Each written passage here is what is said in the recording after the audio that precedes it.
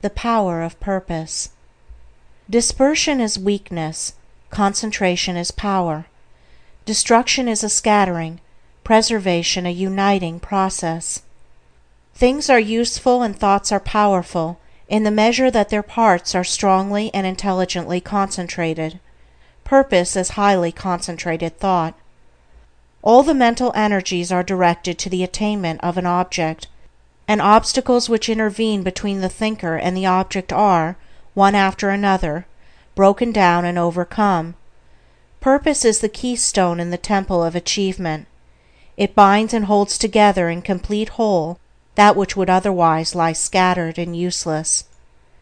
Empty whims, ephemeral fancies, vague desires, and half-hearted resolutions have no place in purpose.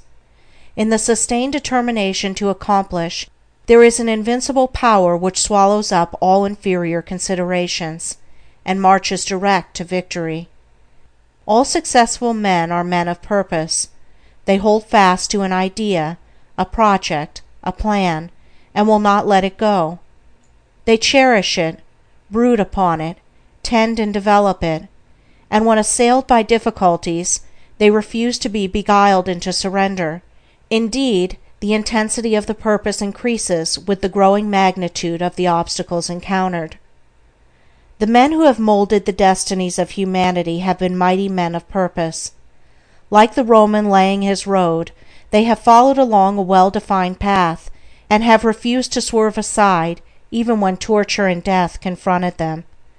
The great leaders of the race are the mental road-makers, and mankind follows in the intellectual and spiritual paths which they have carved out and beaten.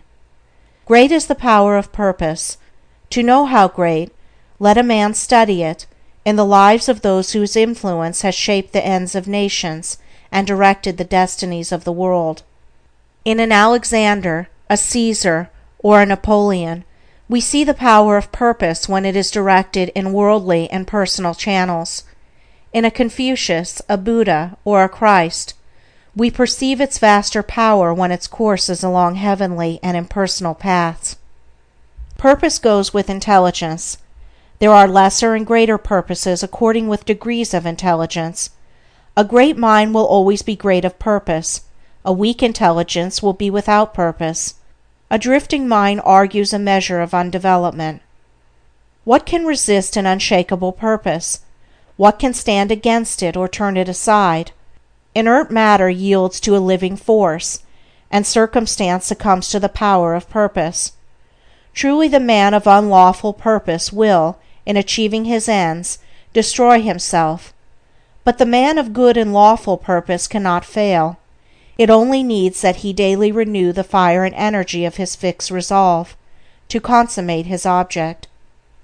The weak man, who grieves because he is misunderstood, will not greatly achieve. The vain man, who steps aside from his resolve in order to please others and gain their approbation, will not highly achieve.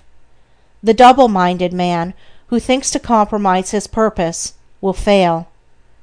The man of fixed purpose who, whether misunderstandings and foul accusations, or flatteries and fair promises, rain upon him, does not yield a fraction of his resolve, is the man of excellence and achievement, of success, greatness, power.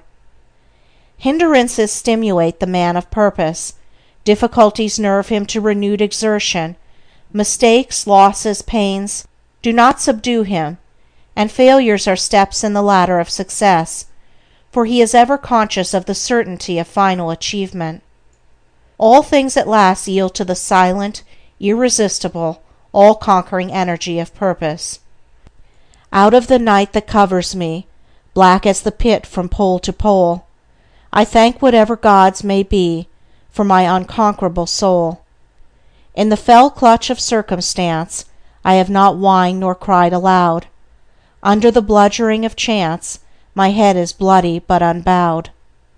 It matters not how strait the gate, how charged with punishment the scroll, I am the master of my fate. I am the captain of my soul.